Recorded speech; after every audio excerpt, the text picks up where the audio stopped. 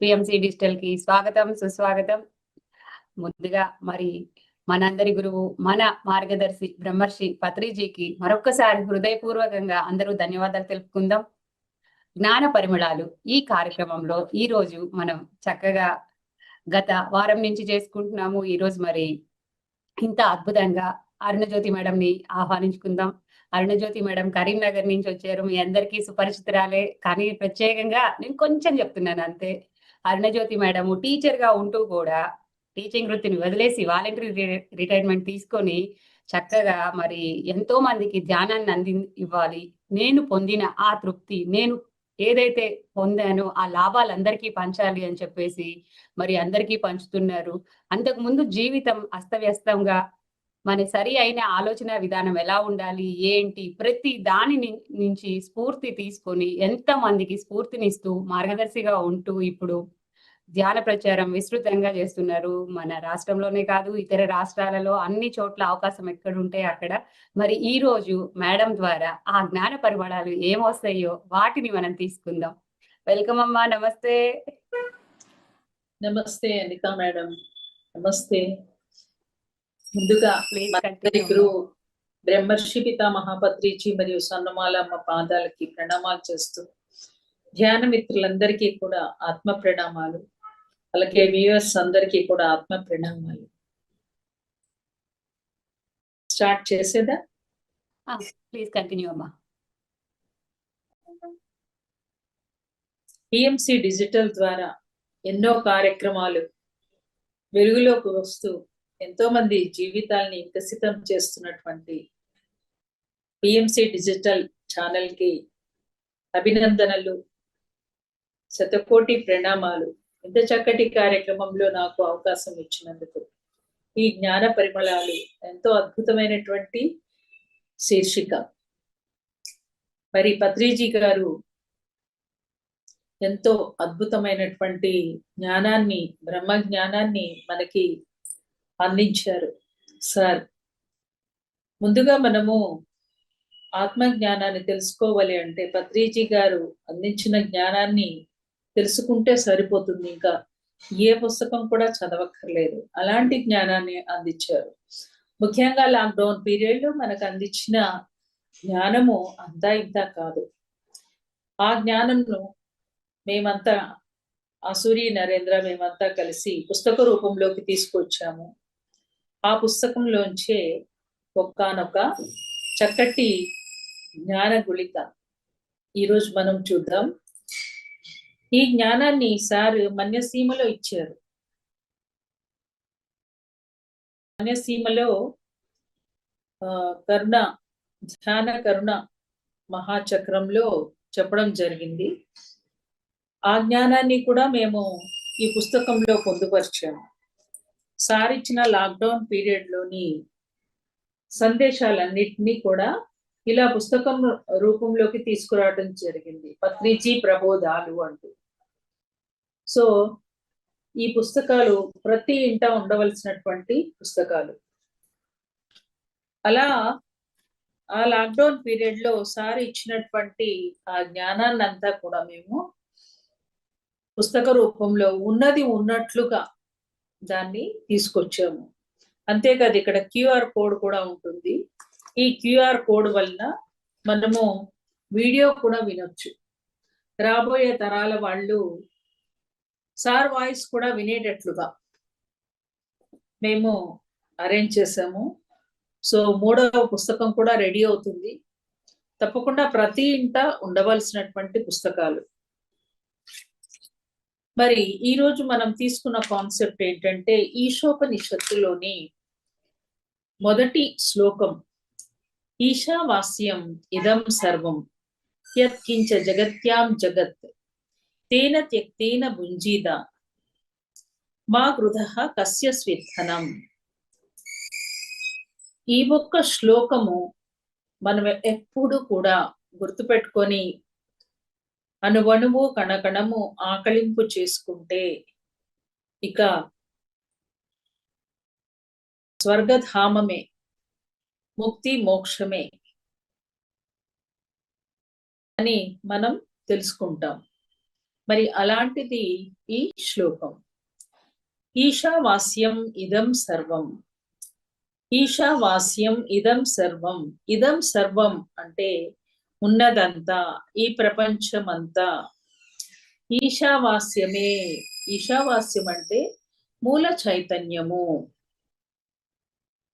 మూల చైతన్యము అంటే ఈశ్వరుడు. ఈ సృష్టినంతా కూడా, ఈ చరాచర సృష్టినంతా కూడా ఎవరైతే సృష్టించి ఉన్నారో, ఈ సృష్టికి మూలం ఎవరై ఉన్నారో, అలాగే ఈ సృష్టినంతా చరింప చేస్తున్నటువంటి మూలం ఎవరై ఉన్నారో వారే ఈశ్వరుడు.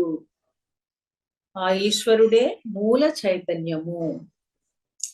ఈశావాస్యం ఇదం సర్వం. ఉన్నదంతా కూడా మూల చైతన్యంతో విస్తరించి ఉన్నది అని అర్థం. ఈశావాస్యం ఇదం సర్వం.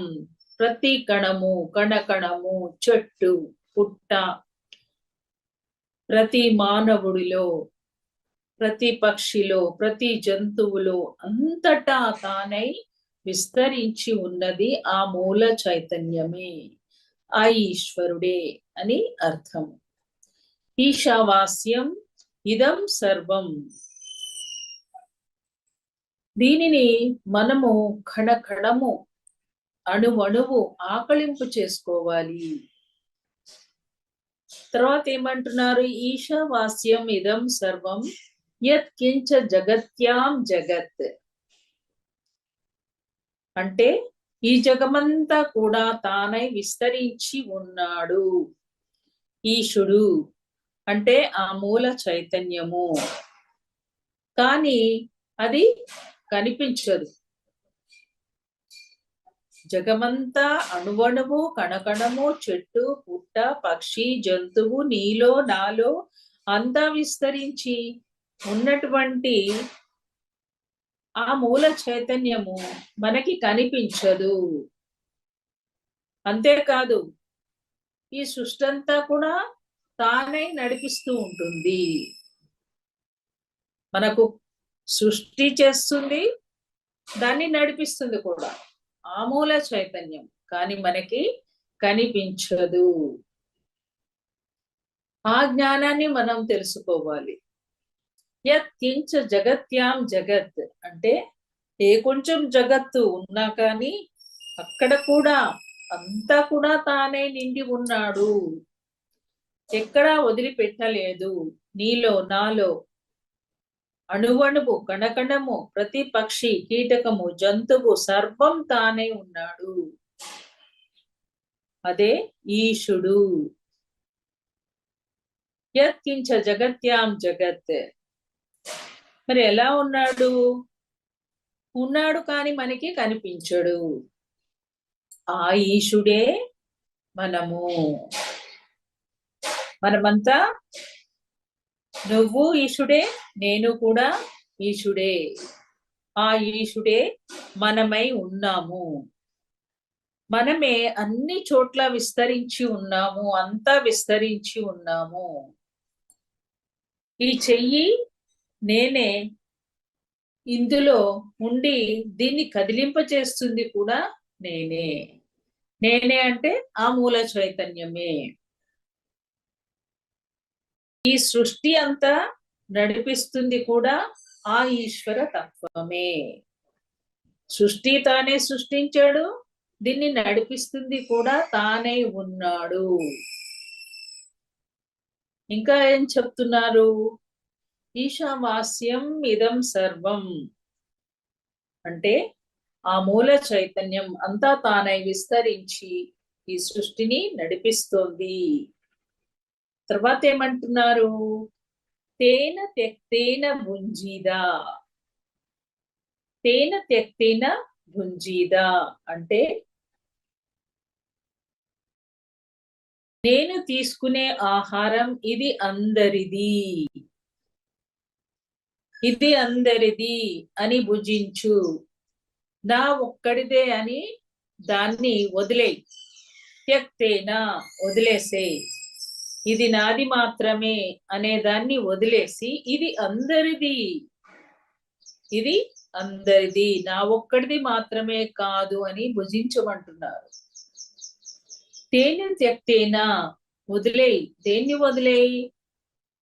ఇది నాది మాత్రమే అన్న దాన్ని వదిలేసి ఇది అందరిది అంటూ భుజించు. ఏది మనది కాదు, ప్రతిదీ అందరిది.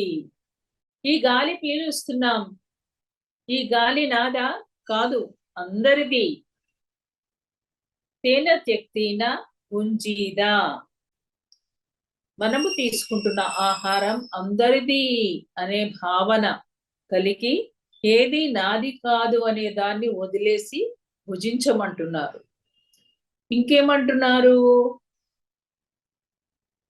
మా గృహః కస్య స్విద్ధనం, ఎవరి ధనము లాక్కోకు, ఎవరి సమయాన్ని లాక్కోకు. మనం ఏం చేస్తున్నాము? ఇతరుల ధనం మీద ఆశిస్తున్నాము. అలాగే ఇతరులు మనకి సమయం ఇస్తున్నారా లేదా అని చూడకుండానే మాట్లాడేస్తూ ఉంటాం. కొంతమంది ఉంటారు, వాళ్ళ ఇంటికి వచ్చేసి గంటలు గంటలు ఇంకా వెళ్ళిపోరు, వీడు ఎప్పుడు వెళ్ళిపోతారా బాబు అని ఎదురు చూస్తూ ఉంటారు అవతలోళ్ళు. అది మహాపాపం అంట. ఏం చెప్తున్నారు? పక్కవాడి ధనాన్ని మనం లాక్కోకూడదు, పక్కవాడి సమయాన్ని కూడా మనము లాక్కోకూడదు. ఎవరి సమయాన్ని మనము లాక్కోకూడదు, వాళ్ళు ఎవరైనా పర్వాలేదు. అలాగే ఎవరి మీద ఆధిక్యత చూపించకు. నా భార్య, నా భర్త, నా పిల్లలు అని ఆధిక్యత చూపించకు. నీ భార్య ఓకే, కానీ వాళ్ళ మీద ఆధిక్యత లేదు. ఎంత అద్భుతంగా ఉంది చూడండి ఈ శ్లోకం. దీన్ని ఆకళింపు చేసుకుంటే అణువణువు ఇంకా రాగద్వేషాలు లేవు, మమత అనురాగాలు లేవు, ఏ బంధనంలో మనం చిక్కుకోము. ఎలా ఉంటాం మనం మరి? అహం బ్రహ్మస్మి తత్వమసి సర్వం కల్విదం బ్రహ్మ అనే మహావాక్యాల్ని సాకారం చేస్తాము. ఈ శ్లోకం ప్రకారంగా మనం జీవిస్తే ఏమంటున్నారు? ఈశోపనిషత్తులోని ఈ మొదటి శ్లోకాన్ని అందరూ కూడా ఆకలింపు చేసుకోండి. ఈశావాస్యం ఇదం సర్వం, ఇదంతా ఒకటే చైతన్యంతో ఉంది. ఏంటా చైతన్యము? మూల చైతన్యము. ఉన్నది ఒకటే చైతన్యము. శరీరాలు 2, వేలు, లక్షలు, కోట్లు, ఇన్ని శరీరాల్లో ఉన్నది ఒకటే చైతన్యము. ఆధ్యాత్మికతలో ఉన్న ఒక గొప్ప సత్యం ఏంటంటే అదే ఏకత. ఏంటది? ఏకత్వము. ఆ ఏకత్వ స్థితిలోకి మనము రావలే. వస్తే ఇక ఎవరి మీద మమకారానుబంధాలు ఉండవు. వీటిలోనే ఇరుక్కుపోయి జనన మరణ చక్రంలో తిరుగుతూ ఉన్నాము. ఈ జ్ఞానం లేకనే ఏం చేస్తున్నాము? కర్మలు చేస్తున్నాము.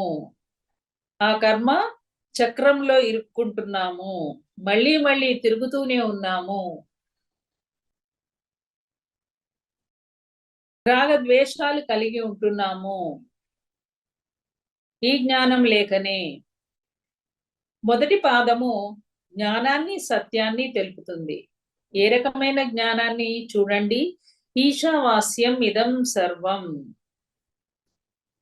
యత్కించ జగత్యాం జగత్, ఉన్నదంతా మూల చైతన్యమే తానై విస్తరించి ఉంది. కోటాను కోట్ల శరీరాల్లో విస్తరించి ఉంది. శరీరాలు ఎన్నో, మూల చైతన్యం మాత్రము ఒక్కటే. ఇది ఈ 2 పాదాలు సత్యాన్ని, జ్ఞానాన్ని తెలిపితే ఆ సత్యంలో ఎలా జీవించాలో, ఆ జ్ఞానంలో ఎలా జీవించాలో తెలుపుతున్నాయి మిగతా 2 పాదాలు. తేన త్యక్తేన భుంజీదా, ఎవరి సమయాన్ని లాక్కోకుండా, ఎవరి స్వేచ్ఛను హరించకుండా, ఎవరి మీద ఆధిపత్యం చెలాయించకుండా, ఇది అందరిది, నాది మాత్రమే కాదనుకుంటూ జీవింపచేసేటట్లుగా చేస్తాయి ఈ 2 వాక్యాలు. మరి సార్ ఏం చెప్తారంటే, ప్రతి పుస్తకం చదవండి. ప్రతి పుస్తకంలో మనకు 2 దొరుకుతాయి. సత్యం, జ్ఞానంతో పాటు వాటిలో ఎలా జీవించాలో అనేటటువంటి మనకి దొరుకుతాయి. ఈ శ్లోకము, ఈ శోపనిషత్తులోని ఈ మొదటి శ్లోకము మనల్ని, ఈ మానవుడికి అద్భుతమైన సత్య జ్ఞానాన్ని ఇస్తూ దానిలో ఎలా జీవించాలి అనేది తెలియచెప్తున్నారు. ఇదంతా మరి ఒకటే చైతన్యంతో ఉంది. నేను అన్నిట్లో ఎలా విస్తరించి ఉన్నానో మరి అందరు కూడా అలాగే విస్తరించి ఉన్నారనే భావన, అనే ఎరుక అనుక్షణం కలిగి ఉంటాడు మానవుడు. ఈ జ్ఞానం ఎప్పుడైతే తెలుసుకుంటాడో, ఆ జ్ఞానంలో ఉన్నప్పుడు అందరినీ ఎలా చూస్తాడు? ఇంకా తాను పరబ్రహ్మ స్వరూపాన్ని అనే ఆత్మానుభూతిలోకి వస్తాడు. వచ్చినప్పుడు తత్వమసి, నువ్వు కూడా అదే, నువ్వు కూడా అందరిలో విస్తరించి ఉన్నావు, వాళ్ళు కూడా అంతా విస్తరించి ఉన్నారు, అక్కడ ఉన్నది నేనే. అప్పుడు దాకా అత్తగారిని అంగీకరించము, భర్తని అంగీకరించము, కొలీగ్స్ ని అంగీకరించము. బా, గురువింద గింజంట నేను ఎంత ఎర్రగా ఉన్నాను, ఒక్క మచ్చ కూడా లేదు అనుకుంటానంట. అలా నేను సత్యవంతుణ్ణి అనుకున్నాం ఇన్నాళ్ళు. ఎవరిని అంగీకరించము, వాళ్ళట్లా వీళ్ళిట్లా, అన్ని కంప్లైంట్సే, అన్ని జడ్జిమెంట్లే. మరి అలాంటి జీవితంలో దుఃఖం ఉండక ఇంకేముంటుంది కదా. మరి అలాంటి వాళ్ళకి చక్కటి సొల్యూషన్ ఇది, ఈ శ్లోకము. ఈ శ్లోకాన్ని మనం ఆకలింపు చేసుకొని, అణువణువు నింపుకొని, ప్రతి క్షణం ఈ శ్లోకాన్ని తలుచుకోవాలని చెప్తారు సార్. ఈశావాస్యం ఇదం సర్వం తత్ కించ జగత్యాం జగత్ తేన త్యక్తేన భుంజీదా. ఎన్నో శరీరాల్లో విస్తరించి ఉన్నది ఒకటే ఒక మూల చైతన్యం. ఏది నాది కాదంటూ జీవిస్తూ, ఎవరి మీద ఆధిపత్యం లేకుండా, ఎవరి సంపాదన లాక్కోకుండా, ఎవరి సమయాన్ని లాక్కోకుండా, అందరిలో కూడా పరబ్రహ్మ స్వరూపాన్ని చూస్తూ ఉండడమే నిజమైన ఆధ్యాత్మికత. అలా జీవించిన వాళ్ళు నిరంతరం ఆనందంగా ఉంటారు, జనన మరణ చక్రాల్లో ఇరుక్కుపోరు. మరి ఒకానొక ఇంటర్వ్యూలో రామలక్ష్మణులు అనే గ్రేట్ మాస్టర్స్ ఉన్నారు, ఫిలిం ఇండస్ట్రీకి సంబంధించిన వాళ్ళు. వాళ్ళని ఇంటర్వ్యూ చేసినప్పుడు చెప్తారు, ఏమని అంటే, మీ పిల్లల గురించి చెప్పండి, మీ ఇంటి గురించి చెప్పండి అని అంటే, పిల్లలా? ఎక్కడి పిల్లలండి? ఇల్లా? ఇల్లు ఎక్కడదండి? ఎవరి ఇల్లు, ఎవరి పిల్లలు, ఎవరు భార్య, ఎవరు భర్త? అదంతా భగవంతుడిగే, మనదేం లేదు ఇక్కడ. దేవుడిచ్చిన పిల్లలు, దేవుడిచ్చిన ఇల్లు, దేవుడిచ్చిన కుటుంబ సభ్యులు, దేవుడిచ్చిన శరీరము, దేవుడిచ్చిన ఆత్మ, ఏది మంది కాదండి అని భలే చెప్తారనమాట. దాన్ని సార్ గుర్తు చేస్తారు. That is pyramid masters.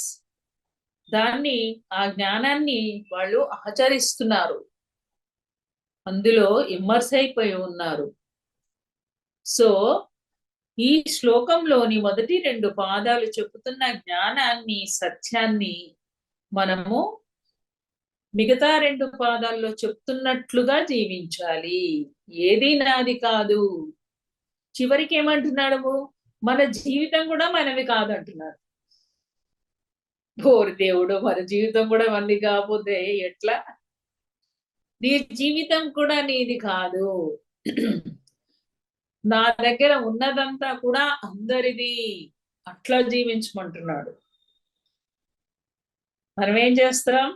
గిరిగీసుకుంటాం. నాది, నాకు, నన్ను, నేను, ఇన్ని అడ్డుగోడలు గీసుకున్నాం.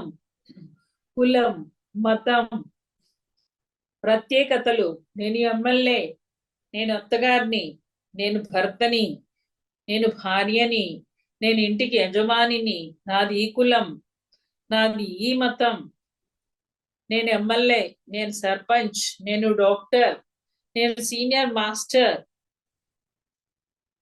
ఏ ప్రత్యేకత లేదు అని చెప్తున్నాడు మళ్ళా. నీదంటూ ఏ ప్రత్యేకత లేదు, ఇది అందరిది అంతే. ఎమ్మెల్యే గారు వచ్చారు, జరగండి జరగండి జరగండి, ఫస్ట్ ఆయనను పోనీయండి దర్శనానికి. ఎమ్మెల్యే అయితే ఏంటి, సీనియర్ మాస్టర్ అయితే ఏంటి, అందరూ సమానమే. గురునానక్ మందిరాలకు వెళ్ళినప్పుడు చూడండి, ఐఏఎస్ ఆఫీసర్ల కాడి నుంచి అక్కడ లెట్రిన్ బాత్రూమ్స్ కడుగుతా ఉంటారు. అందరూ సమానమే మందిరాల్లో, దైవము దగ్గర.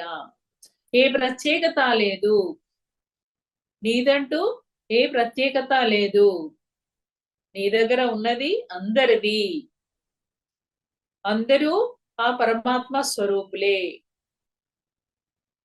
అంతటా నీవై ఉన్నావు, అక్కడ నువ్వే.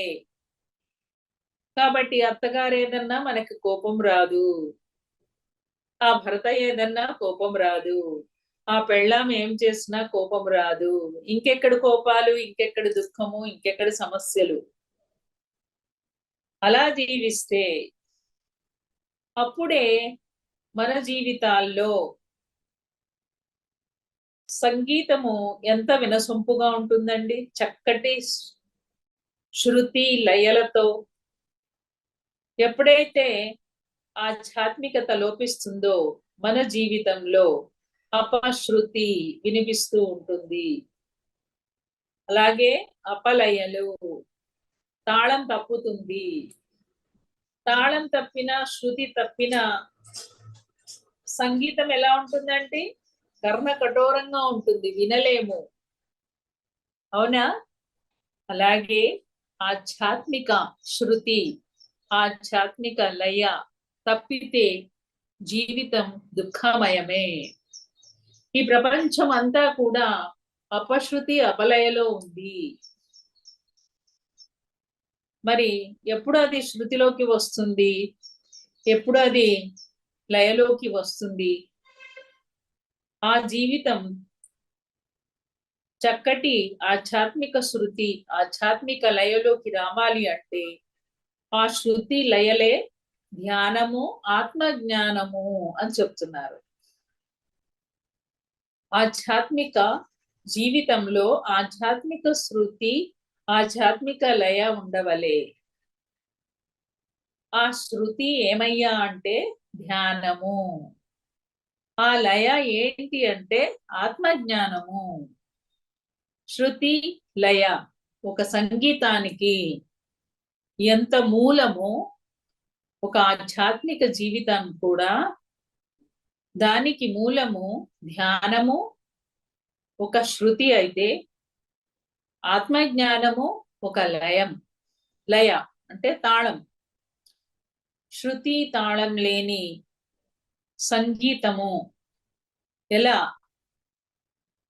కర్ణ కఠోరంగా ఉంటుందో, ఆధ్యాత్మిక శృతి, ఆధ్యాత్మిక లయ లేని జీవితము అంటే ధ్యానము, ఆత్మ జ్ఞానము లేని జీవితం కూడా పట్టాలు తప్పిన బండిలాగా ఉంటుంది. పట్టాలు దిగితే ఏమవుతుంది బండికి? ఏ పొలాల్లోనో ఏ నదిలోనో పడిపోతుంది, యాక్సిడెంట్స్ అవుతాయి. దుఃఖము ఆ జీవితంలో. ఈ ప్రపంచమంతా అలా అపశృతిలోనే ఉంది. అందరూ అలాగే జీవిస్తున్నారు. వాళ్ళ జీవితాల్లో శృతి లేదు, లయ లేదు. అంతా అపశృతే, అపలయలే. అక్కడ ఏముంటుంది మరి? దుఃఖమే ఉంటుంది. మరి ఆధ్యాత్మిక శృతి అంటే ఏంటి? ఆ లయ అంటే ఏంటి? సంగీతం తెలిసిన వారికే శృతి మరియు లయ పట్ల అవగాహన ఉంటుంది. దానితో పోల్చినప్పుడు మరి ఆ శృతి లయల ద్వారా నిత్యము మనము ఆ సంగీతంలో కొత్త కొత్త రాగాలు కనుక్కున్నట్టు, కొత్త కొత్త సంగతులు వేస్తూ పాడుతున్నట్టు, చక్కటి గమగాలతో ఆ సంగీతము ఎంత మృదుమధురంగా సాగిపోతూ ఉంటే తలలు అలా ఊపుతూ మనం మైమరిచిపోతూ ఉంటాం. అలా జీవితంలో కూడా మనం కొత్త కొత్త ప్రయోగాలు చేస్తూ ఉంటాము ఆ జ్ఞానంతో. నిత్యం నిరంతరం సత్యాన్వేషణలో ఉంటాము. సత్యాల్ని మనంతట మనమే తెలుసుకుంటాము. ఎప్పుడు? ఆ ధ్యానము అనే శృతిలో ఉన్నప్పుడు, ఆత్మ జ్ఞానము అనే లయలో ఉన్నప్పుడు, ఆ ఆధ్యాత్మిక శృతి, ఆధ్యాత్మిక లయ అనేది మనకి తెలియవలే. 3 శృతులు ఉంటాయి. ఫర్ ఎగ్జాంపుల్ ఎలా ఉంటుందంటే,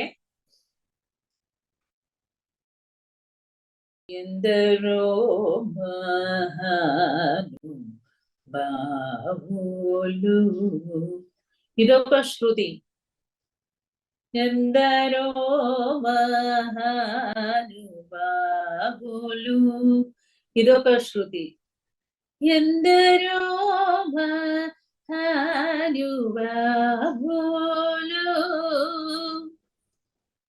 ఏదో ఒక శృతిలో పాడుతూ పోవాలి కదా. అపశృతిలో పాడితే ఎలా ఉంటుంది? అది ఎలా ఉంటుంది అంటే, ఎందరో మహానుభావులు. ఎలా ఉందండి? వినడానికి సొంపుగా ఉందా? అలా ఉంటాయి అన్నమాట.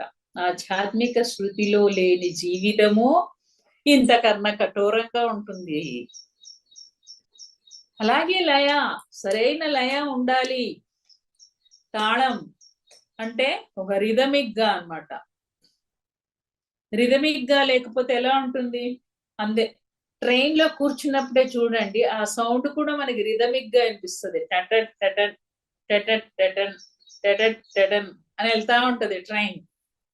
మనం కూడా ఎలా అట్లానే రిథమిక్ గా ఊగుతా ఉంటాం. అక్కడ కూడా సంగీతమే ఉంది చూడండి. అంత మృదుమధురమైన సంగీతము, అంత మధురమైన సంగీతము చక్కటి శృతి లయలతో ఎలా ఉందో, మన జీవితంలో కూడా ఆధ్యాత్మిక శృతి, ఆధ్యాత్మిక లయల్ని ఇస్తుంది ధ్యాన సాధన, ఆత్మ జ్ఞానము. మరి ఇవి రెండు పొందాలంటే ఏం చేయాలి? సంగీతానికి సాధన చేశాం కదా, చేస్తేనే కదా సంగీతం వచ్చింది. దీనికి కూడా సాధన ఉంది. 4 సాధనలు చెప్పారు. ముఖ్యంగా స్వాధ్యాయానికి సార్ ఎక్కువ ఇంపార్టెన్స్ ఇచ్చారు. ఏంటి? ఖాళీ చేతులు ఉన్నాయి, పుస్తకం హస్తభూషణం, చేయి ఖాళీగా ఉండకూడదు. చేతిలో ఏముండాలి? మహాత్మా గాంధీ భగవద్గీత పట్టుకొని తిరుగుతూ ఉంటారు. అలా మన చేతిలో కూడా భగవద్గీత ఉండవలే. భగవద్గీత అంటే ఏ పుస్తకమైనా భగవద్గీతతో సమానమే. ఏ ఆధ్యాత్మిక పుస్తకమైనా, ప్రతి ఒక్క ఆధ్యాత్మిక శాస్త్ర పుస్తకము ఒక భగవద్గీత అని చెప్తారు సార్. పిరమిడ్ మాస్టర్లు ఇచ్చేటటువంటి అనుభవాలన్నీ కూడా ఒక బైబిల్, ఒక భగవద్గీత అని చెప్తారు. అందుకే అనుభవాలు చెప్పండి అని చెప్తారు. ప్రతి ఇంట్లో ధ్యాన జగత్ అనే పత్రిజీ మానస పుత్రిక ఈ మంత్లీ పుస్తకం ఉండవలే ప్రతి ఇంట్లో. లేకపోతే వాళ్ళు పిరమిడ్ మాస్టర్సే కారండి నా దృష్టిలో. ఎందుకు అంటే దాంట్లో ప్రతిసారి 18 ఆదర్శ సూత్రాలు వస్తాయి. ఈ 18 ఆదర్శ సూత్రాలు ఆలంబనగా చేసుకుని పిఎస్ఎస్ఎం నడుస్తుంది. ఆ 18 సూత్రాల్ని తూచా తప్పకుండా పాటించిన వాడే పిరమిడ్ మాస్టర్. కావున ప్రతిసారి మనకి గుర్తు చేయడానికి వస్తుంది ధ్యాన జగత్. అంతేకాదు పిఎస్ఎస్ఎం మూమెంట్ లో జరగబోయే కార్యక్రమాల వివరణ అంతా అందులో ఉంటుంది. అది పోగా పత్రిజీ అందించిన బ్రహ్మ జ్ఞానము అందులో ప్రతిబింబిస్తుంది. మరి అలాంటి ధ్యానాన్ని నేర్చుకుని తమ యొక్క జీవితాల్ని పరిమార్చుకుని యోగీశ్వరులుగా రూపాంతరం చెందిన పిరమిడ్ మాస్టర్ల యొక్క అనుభవ జ్ఞానం ఉంటుంది. అదెవరు మిస్ అవ్వకూడదు. పిఎంసి నిరంతరం చూస్తూ ఉండాలి, ధ్యాన జగత్ చదువుతూ ఉండాలి. పిఎంసి మరి పత్రిజీ యొక్క కళ అది సాకారం చేశారు పిరమిడ్ మాస్టర్స్. ఇదివరకు ఊరూరు ఇల్లు పాంప్లెట్ పంచేవాళ్ళు. లక్షల మంది ఒక్కసారే ధ్యానాన్ని అందుకుంటున్నారు. మరి ధ్యాన జగత్ సాకారం కావాలంటే పిఎంసి ఛానల్ని మనం నిరంతరం చూస్తూ దాన్ని నడిపించేటటువంటి ప్రయత్నం కాదు, దాన్ని నడిపించాలి మనమే. ప్రతి పిరమిడ్ మాస్టర్ 3 ధర్మాల్ని 3 కర్తవ్యాల్ని గుర్తుపెట్టుకోవాలి ఖచ్చితంగా. ఏంటి అంటే ప్రతి నెల పిఎంసికి మనము ఏం చేస్తున్నాము, మన జీవితంలో వెలుగులు నింపిన ఆ ధ్యానాన్ని ఆత్మజ్ఞానాన్ని మరి ఈ ప్రపంచవ్యాప్తం చెయ్యాలి అనే ధ్యాన జగత్ అనే లక్ష్యంతో మనము పిఎస్ఎస్ఎం లోకి అడుగు పెట్టాము. మన కర్తవ్యం ఏంటి? పిఎంసిని నడిపించవలే. పిఎంసికి కొంత కైలాసపురిలో మహేశ్వర పిరమిడ్ నిత్యం అన్నదానం జరుగుతూ ఉంటుంది. ఆ అన్నదానంకి కొంత శక్తి స్థల్, ఇది ఎంతో విశిష్టమైనది.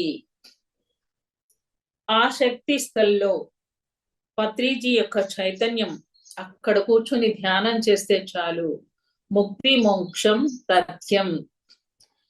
రానున్న తరాల వారికి అది ఎంతో పవిత్రమైనటువంటి ప్రదేశంగా వాళ్ళకి తెలియదు కదా. మనం అందించాలి అంటే ఆ శక్తి స్థల్ కూడా మన బాధ్యతే. ఈ 3 బాధ్యతల్ని గుర్తెరిగి ఖచ్చితంగా ప్రతి నెల మన వంతుగా భాగస్వామ్యం ఆర్థిక పరంగా చేయవలే. లేకపోతే అర్థమే లేదు మన జీవితాలకి పిరమిడ్ మాస్టర్గా. సో సార్ చెప్తున్నారు, ఈ ఆత్మ జ్ఞానాన్ని మనం పొందాలి అంటే ఈ శ్లోకాన్ని బట్టి పడితే రాదు మనకి. ఆ జ్ఞానము, ఆ సత్యము మనంతట మనం అనుక్షణం ఆకళింపు చేసుకోవాలి. అణువణువు ఆకళింపు చేసుకోవాలి అంటే దాన్ని అనుభూతిలోకి రావాలి. ఆ ఏకత్వ స్థితిలోకి మనం వెళ్ళగలగాలి. అంతా మనమై ఉండాలి. ఆ స్థితి రావాలి అంటే మనము సాధన చేయవలే. సంగీతం కూడా సాధన చేస్తేనే కదా ఆ గమకాలు పలకగలుగుతున్నాము, కొత్త కొత్త రాగాలు తెలుసుకుంటున్నాము, ఎన్నో సంగతులు వేస్తున్నాము. అలాగే మన జీవితంలో కూడా కొత్త కొత్త సంగతులు వెయ్యాలి అంటే ఎన్నో పుస్తకాలు చదవాలి. సార్కి 5,000 జీతం ఉండేదంట. అందులో 2,500 సగానికి సగం జీతము పుస్తకాలు కొనేవాళ్ళంట. ఆదివారం రాగానే పెద్ద సంచి పట్టుకొని వెళ్ళేవాళ్ళంట. అందరు అందులో కూరగాయలు తెచ్చుకుంటే మార్కెట్ లో ఒకానొక బజార్ లో అంట సెకండ్ హ్యాండ్ బుక్స్ దొరికేవంట. అవన్నీ సంచి నిండా మోసుకుని వచ్చేవాళ్ళంట సార్. అందరూ కూరగాయలు తెస్తే సార్ ఏం తెచ్చేవాళ్ళు? పుస్తకాలు. సగం జీతం అట్టే. ఇక చదివిన పుస్తకాలన్నీ ఎవరు కనిపిస్తే వాళ్ళకి ఇచ్చేవాళ్ళంట. ఇక ఇది నాది కాదు, ఇందాక శ్లోకంలో చెప్పారు కదా, మనకు సంబంధించిన ఏవి నాది కాదు, నా దగ్గర ఉన్నాయి అన్ని కూడా అందరిది అనే భావనతో ఆ పుస్తకం ఎవరు కనిపిస్తే వాళ్ళకి, అనిత కనిపిస్తే అనితకి, హైమావతి మేడం కనిపిస్తే హైమావతికి, ఎవరు కనిపిస్తే వాళ్ళకి ఇచ్చేయటమే. మళ్ళీ ఆ పుస్తకం అవసరమైంది అనుకో మళ్ళీ కొనేవాళ్ళంట. అట్లా 10 సార్లు ఒక పుస్తకాన్ని చదివిన దాఖలాలు ఉన్నాయంట. చాలా పుస్తకాలని 10 సార్లు కొన్నారంట, 10 సార్లు ఇచ్చేసారంట. ఒక్క పుస్తకం కూడా ఉండదు సార్ దగ్గర. మళ్ళీ చదవగానే ఆ జ్ఞానం అంతా ఒక్కసారి సరిపోతుంది సార్కి, ఉండిపోతుందంట గుర్తుకి. సో అలా సార్ ఏదైతే చెప్పి ఉన్నారో అలా జీవిస్తున్నారు. ఏది నాది కాదు. తన జీవితాన్నే మనకి ఇచ్చేశారు, అలాగే జీవించారు కదా. ఎప్పుడు జేబులో నయా పైసా ఉండదు. తనకు వచ్చినాయని అందరికీ పంచడమే తెలుసు సార్కి. బ్రేక్ఫాస్ట్ అని మంచిగా సార్కి దోశ ఇటు అటు తిప్పి చక్క ఉల్లిపాయలు తురిమి చక్కగా వేసి ఆ దోశని ఎర్రగా కాల్చి వెళ్ళి సార్కి ఆ ప్లేట్లో 3 రకాల చట్నీలు వేసి ఇస్తే, రండి అనిత మేడం తీసుకోండి ఆ ప్లేట్. అట్లా 100 మంది ఉంటే 100 ప్లేట్లు అయిపోయిన తర్వాత 101వ ప్లేట్ సార్ తింటారు. అంటే చూడండి, ఉన్నదంతా అందరిది, సార్ నాదే అని తీసుకోరు. ఏది ఇచ్చినా ఫస్ట్ అందరికి ఇచ్చిన తర్వాతే సార్ భుజిస్తారు. అప్పుడు మనం ఎట్లుండాలి? 100 మందికి తయారు చేయాలి సార్తో పాటు. 200 మంది, 300 మంది, ఎంతమంది వస్తారు మనకు తెలియదు. సిద్ధంగా ఉండాలి అన్ని 100 మందికి పెట్టడానికి. అంత రెడీ చేసుకోవాలి. అది నేర్పించారు. అందరిది అంతా కలిసి మనం చేసుకోవాలి. సార్ ఏమంటారు? ఇలాంటి కార్యక్రమాల్లో ఒకరితో ఒకరం శృతి కల్పవలే, ఒకరితో ఒకరం లయ కల్పవలే. అప్పుడే అక్కడ మిత్రత్వం, అన్కండిషనల్ లవ్ అని సృష్టించబడతాయి. అందరి చైతన్యం మమేకమవుతుంది. మనం అనుకున్న ఆ కార్యానికి ఆ శక్తి వెళ్ళిపోతుంది. That is pyramid spiritual societies movement. ఈశావాస్యం మిదం సర్వం, అంతా తానై విస్తరించి ఉన్న ఆ మూల చైతన్యాన్ని గుర్తించి మనము ఇతరుల సంపద, ఇతరుల సమయాన్ని లాక్కోకుండా, వారి మీద ఆధిపత్యం చెలాయించకుండా, అందరితో ఆధ్యాత్మిక శృతిని కల్పవలే, ఆధ్యాత్మిక లయని కలిపి జీవించినప్పుడు ఒక ధ్యాన మహాయాగము, ఒక బుద్ధ పౌర్ణిమ, చక్కటి కడతాల్లోని Maheshwara pyramid, Buddha pyramid, Omkareshwara pyramids, ఇవన్నీ ఆ రకంగా పిరమిడ్ మాస్టర్స్ యొక్క శృతిలో, పిరమిడ్ మాస్టర్స్ యొక్క లయ మమేకమైనప్పుడే వాటిలోంచి ఈ రకంగా సృష్టి జరిగింది. సో అది జరగవలే నిరంతరం అనేది చెప్తున్నారు సార్. మహాత్మా గాంధీ లాగా ఎప్పుడు కూడా పుస్తకం ఉండాలి. వారానికి ఒక పుస్తకం చదవాలి అని చెప్తారు. సార్ ఇలా లక్షల పుస్తకాలు చదివి ఉన్నారు. ఆ జ్ఞానాన్ని మనకి పుస్తక రూపంలో ఇచ్చారు. కావున కొత్తగా వచ్చే వాళ్ళకి నేను తెలియచెప్పేది ఏంటంటే, ఫస్ట్ చదవాల్సింది పత్రిజీ పుస్తకాలు. అంతేకాదు ప్రపంచవ్యాప్తంగా ఉన్న పుస్తకాలను కూడా ట్రాన్స్లేషన్ చేశారు. సేత్ విజ్ఞానం అయితేనేమి, ఓషో విజ్ఞానం అయితేనేమి, రోబ్సాంగ్ రాంపా అయితేనేమి, టార్కం సెరడేరియన్ అయితేనేమి, ఇలా ఎంతో మంది పుస్తకాల్ని మనము తెలుగులో చదవలే, మన జ్ఞానాన్ని పెంచుకోవలే, మన చైతన్యాన్ని విస్తరింప చేసుకోవలే. అన్ని లక్షల పుస్తకాల జ్ఞానాన్ని సార్ మనకు అందించి ఉన్నారు అంటే కారణం ఆ పుస్తక పఠనమే. మనం కూడా ఖచ్చితంగా ఆ పుస్తకాలు మనం చదవాలి. ప్రతి ఇంట్లో ఒక లైబ్రరీ ఉండాలి. పుస్తకాలకి, పిల్లలకి పుస్తక పఠనం పట్ల అభిరుచి మనం పెంచాలి. తల్లి తండ్రి ఆత్మజ్ఞాని అయినప్పుడే, ఆత్మజ్ఞానులు అయినప్పుడే ఆ పుస్తకాలని, ఆ జ్ఞానాన్ని, ఆ ధ్యానాన్ని అందించగలరు. మన పిల్లలకి మనం ఇవ్వవలసినటువంటి ఆస్తులు ఇవే, వారసత్వం ఇదే. డబ్బులు కాదు, సంపద కాదు, భూమి జాగా కాదు, కీర్తి ప్రతిష్టలు కాదు, పదవులు కాదు. మరేంటి? చక్కటి ధ్యానము, ఆత్మ జ్ఞానము. ఇవే మనం మన పిల్లలకి ఇచ్చేది. మరి నిరంతరము 4 సాధనలు మనం చెయ్యాలి. ధ్యానము, సజ్జన సాంగత్యము, స్వాధ్యాయము, సేవ. నువ్వు అన్ని చేసి సేవ చేయలేదనుకో, మళ్ళీ ఇంకో 10 జన్మలు కిందికి పంపిస్తాడు పరమాత్ముడు. You are not eligible. సేవకి అంత గుర్తింపు ఉందండి. ఏంటి నువ్వు సేవ చేయలేదా? చేశానండి, మా అత్తగారికి చేశా, మా మామగారికి చేశా, మా ఆయనకి చేశా. సమాజానికి ఏం చేసావు? ఎదురింటోడికి ఏం చేసావు? పక్కింటోడికి ఏం చేసావు? ఏమీ చేయలేదండి. అయితే పో మళ్ళా. ఆ సేవ చేయి. 4 రకాల సేవ: శ్రమదానం, జ్ఞానదానం, సమయదానం, సంపద దానం.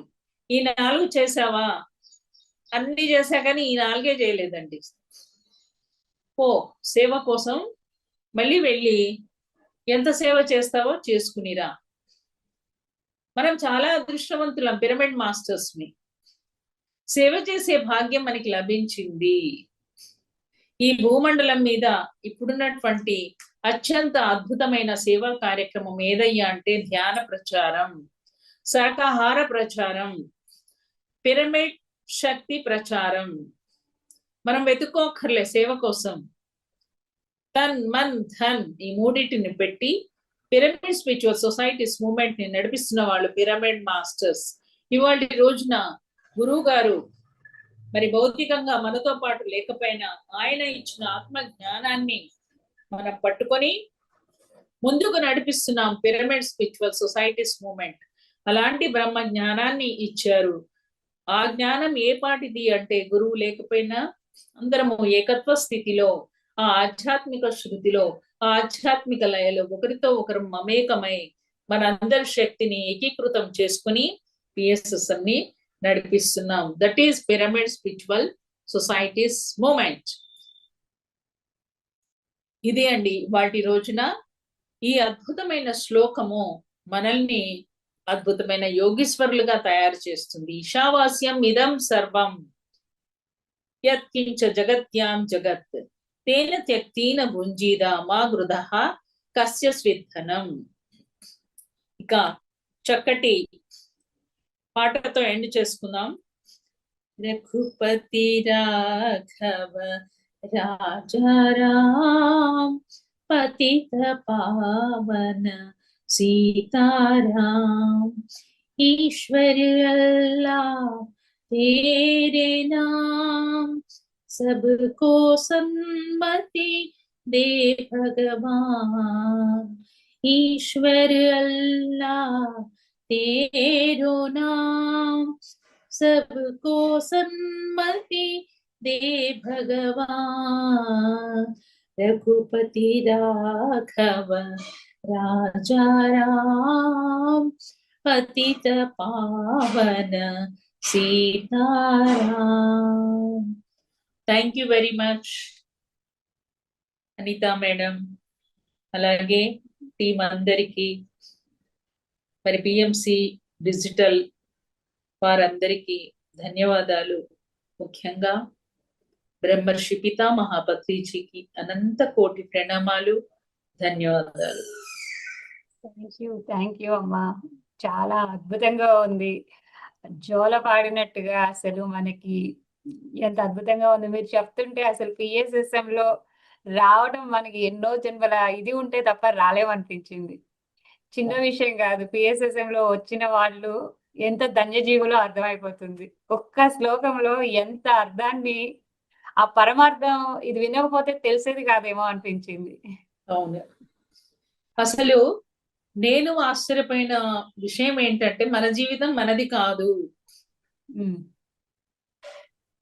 అప్పుడు వరకు నాది నాది నాది నాది అంటూ మనం ఎన్ని ప్లాన్లు, ఎన్ని ప్రణాళికలు, ఎన్ని దాచుకోవడాలు.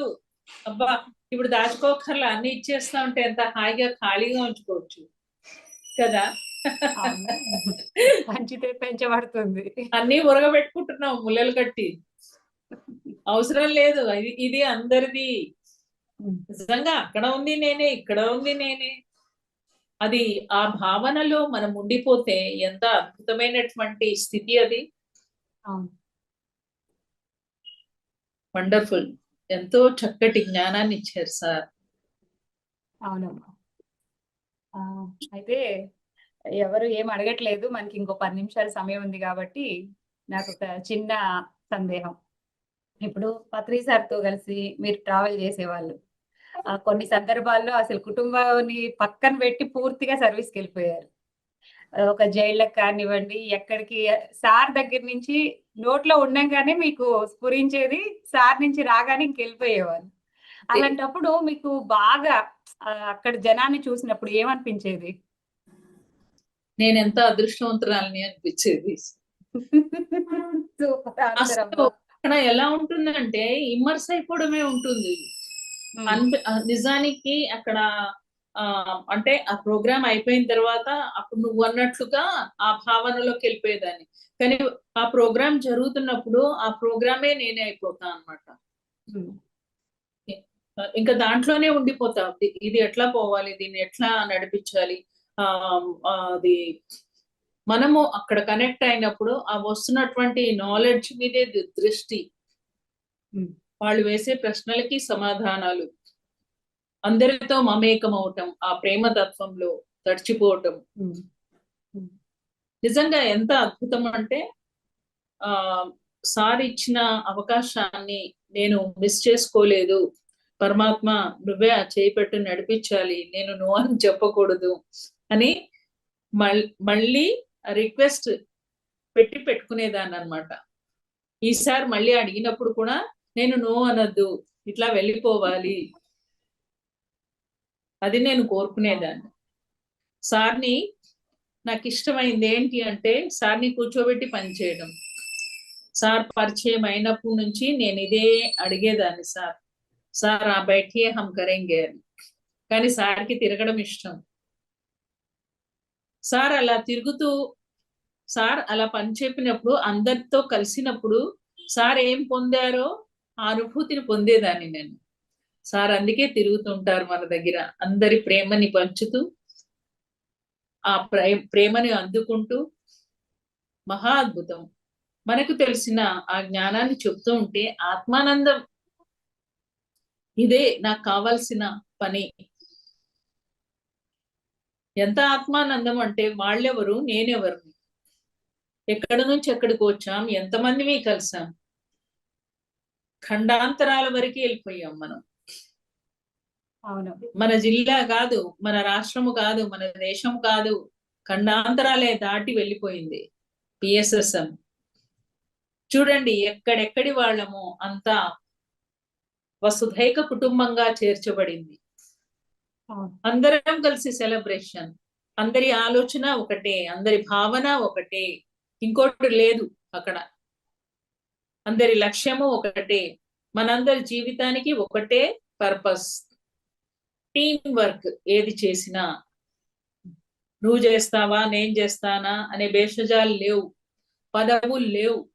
నీకు పదవి ఇచ్చినా ఇయ్యకపోయినా పిరమిడ్ మాస్టర్ పని చేస్తానే ఉంటాడు. అవును. వాడు పని చేయకపోతే బతకలేడు. అవును. ఇంట్లో ఒక 4 రోజులుంటే బతకలేము. నలుగురికి అవునమ్మా. ధ్యానం చెప్పకపోతే ఎందుకు ఈ నోరు? హే పరమాత్మ ప్లీజ్ పనివ్వండి అని కోరుకుంటాం. భూమండలం మీద సేవ కావాలి అనే ఏకైక ప్రాణి పిరమిడ్ మాస్టర్. ఆ అది సేవ వాస్తవం గురించి, అమ్మా. ఆ సేవలో తడిచిపోయి మమేకమైపోయి అనుభూతి చెందుతున్న ప్రాణి ఏదైనా ఉందంటే అది పిరమిడ్ మాస్టరే. దాని యొక్క విలువని తెలిసిన వాళ్ళు తన్ మన్ ధన్ 3 పెట్టేస్తారు. అవును. మనదంటూ ఏది లేదు, అందరిది అంతే. ఆ భావంలో జీవిస్తున్నాం కానీ ఈ భావంలో ఉంటున్నారు అనేది మనకు తెలియలే ఈ శ్లోకం వినేంత వరకు. అవును. నిజానికి మనం అలాగే ఉంటున్నాము. అవును. ఇక్కడ పదవి అన్నది కూడా కేవలం ఎవరో ఒకళ్ళు ఆ బాధ్యతలో ఉండి చెయ్యాలి కాబట్టి. అవును. లేకపోతే పదవితో సంబంధం కూడా లేదు. లేదు. ఇక్కడ ఎవరి సంపద లాక్కోవద్దు, ఎవరి సమయం లాక్కోవద్దు అంటే ఇంగిత జ్ఞానం పెరిగింది. పెరిగి మనలో ఆల్రెడీ ఆ పరివర్తన స్టార్ట్ అయిపోయింది. ఎవరి సమయాన్ని మనం లాక్కోము, ఎవరి సంపద లాక్కోము. ఎలా లాక్కుంటాం? లాక్కోము కదా జ్ఞానం తెలిసిన తర్వాత. అంటే అవును. ఆల్రెడీ మనం అందులో ఉన్నాము. ఒరే నువ్వు ఇట్లా ఉన్నావురా అని చూపిస్తున్నారు మనకి. అవును కదా నేను ఉన్నాం కదా అని అనిపిస్తుంది. ఎంత పర్సంటేజ్ వరకు ఉన్నాము అనేది చూసుకుంటాం ఇక. 100% ఉన్నామా? అప్పుడప్పుడు జారిపోతున్నామా? ఆ మమకారానుబంధాల్లో ఇరుక్కున్నామా? రాగద్వేషాల్లో ఉన్నామా? ఇంకా ద్వంద్వత్వ స్థితి ఉందా? నువ్వు వేరు నేను వేరు. కొన్నిసార్లు పరమపద సోపానంలో పాములు మింగుతూ ఉంటాయి, మళ్ళీ ఎక్కుతూ ఉంటాం. ఇలాంటి సారి యొక్క జ్ఞానం విని, అందుకే సజ్జన సాంగత్యం అవసరం. ఇక్కడ ధనిక లేదు, పేద లేదు, వయసు పెద్దవారు లేదు, చిన్నవారు లేదు. అందరూ ఒకే సామూహిక శక్తి. ఎస్, ఇప్పుడు మీరు ఇంత వయసు, నేను ఇంత వయసు ఇట్లాంటివి ఏమి ఉండవు. ఎవరు చిన్న పిల్లలు చెప్పినా ఇది బాగున్నట్టుంది అనుకుంటే పెద్దవాళ్ళైనా సరే, అదేదో తీసుకోవడం చాలా బాగుంది అందరం అది ఫాలో అయిపోదాం అంటారు. అంతే. నువ్వు చిన్న పిల్లవి నువ్వు చెప్పొద్దు అన్న అట్లాంటి రిస్ట్రిక్షన్స్ అస్సలు లేవు. లేదు. ఇంకా సలహాలు అడుగుతారు. సార్ ఏం చెప్తారు? పిల్లల దగ్గర నుంచి పెద్దవాళ్ళు నేర్చుకోవాలి అని చెప్తారు. అందుకనే చెప్పి ఉన్నారు వీళ్ళకి, నేను సీనియర్ మాస్టర్ అనే కొమ్ములు మొలుస్తాయి కాబట్టి వీళ్ళకి ముందే చెప్పాలి. పిల్లల దగ్గర కూడా నేర్చుకోవాలి మనము, స్త్రీల దగ్గర పురుషులు నేర్చుకోవాలి, అందరూ అందరి దగ్గర నేర్చుకోవాలి, అంతటా నేర్చుకోవాలి. ప్రకృతి నుంచి నేర్చుకోవాలి, జంతువుల నుంచి నేర్చుకోవాలి. దత్తాత్రేయుడికి 24 మంది గురువులు ఉంటారంట. మరి మనకేం పోయే కాలం?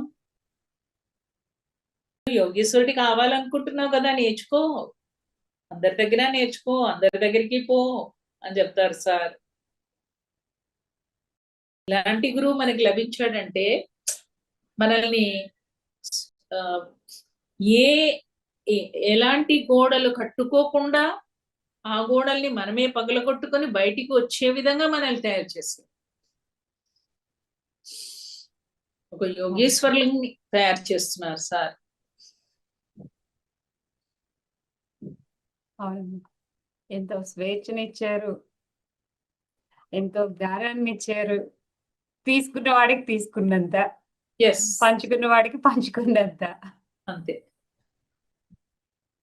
చూడండి ఎక్కడ వైజాగ్, ఎక్కడ కరీంనగర్, ఇంకా ఎన్నెన్ని ఊళ్ళ వాళ్ళు ఉన్నారో ఇక్కడ. అవును. అందరం ఒకే కుటుంబంలోకి వచ్చాం. అవునమ్మా. 2 గంటలు హ్మ్. ఎంత విలువైన సమయం ఇది. 1 గంట ధ్యానం. ఆ ధ్యానం నువ్వు మ్యూజిక్ పెట్టలేదు అనిత, నువ్వే మానేసావా? మ్యూజిక్ ఆగి లేదమ్మా, లేదు లేదు, ముందు గంట మ్యూజిక్ వస్తూనే ఉంది. నాకు మ్యూజిక్ వినిపించలేదు. మీరు ఆ స్థితికి వెళ్ళిపోయి ఉంటారు, వినిపించినంత స్థితికి. లేదురా అసలు మ్యూజిక్ మ్యూజిక్ ఉంది, ఉంది ఉంది, మీది కనెక్ట్ ఉందా? అవ్వలేదేమో ఒకవేళ.